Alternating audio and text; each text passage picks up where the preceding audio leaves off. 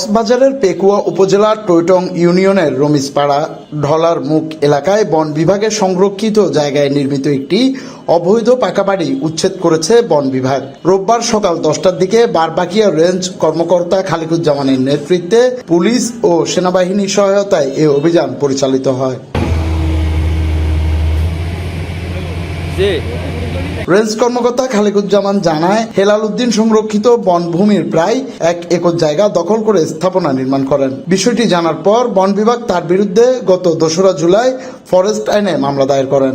বিষয়টি আমলে নিয়ে চকরিয়া সিনিয়র জুডিশিয়াল ম্যাজিস্ট্রেট আদালত অবৈধ স্থাপনাটি 5 কার্যদিবসের মধ্যে উচ্ছেদ করার নির্দেশ দিলে আজ এই অভিযান চালানো হয় এবং ভবিষ্যতেও বনভূমি দখলের বিরুদ্ধে এই অভিযান অব্যাহত থাকবে বলে জানান তিনি। 13/7/2025 তারিখে দক্ষিণ বন বিভাগ চট্টগ্রাম বিভাগীয় কর্মকর্তার নির্দেশনায় এবং কোর্ট আমাদের 5 কার্যদিবসের মধ্যে ঘরটা ভেঙে দেওয়ার জন্য আমাদের নির্দেশনা দেওয়া হয়েছে।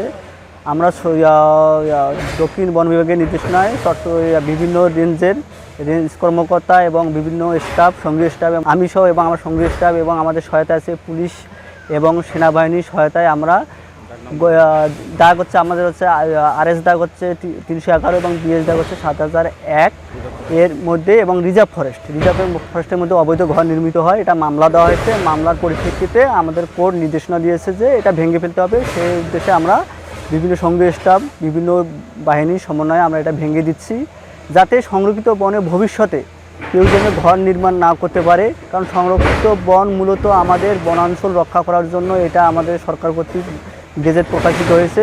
এখানে কোনো অবৈধ ঘর ভবিষ্যতে যেন না হয় এবং এরকম করে আমাদের যে অভিযান এটা ভবিষ্যতের জন্য বজায় থাকবে।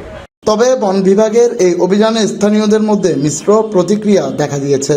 স্থানীয় অনেকের অভিযোগ, স্থাপনাটি একদিনে নির্মাণ হয়নি, দীর্ঘ সময় ধরে নির্মাণ চললেও তখন বন বিভাগের কোনো কার্যকর পদক্ষেপ দেখা যায়নি। উচ্ছেদকৃত পাকা বাড়িটি সৌদি প্রবাসী হেলাল উদ্দিন নির্মাণ করেন। তিনি নজির আহমেদের ছেলে এবং দীর্ঘদিন ধরে প্রবাসে অবস্থান করছেন। ডেস্ক রিপোর্ট, সময় নিউজ।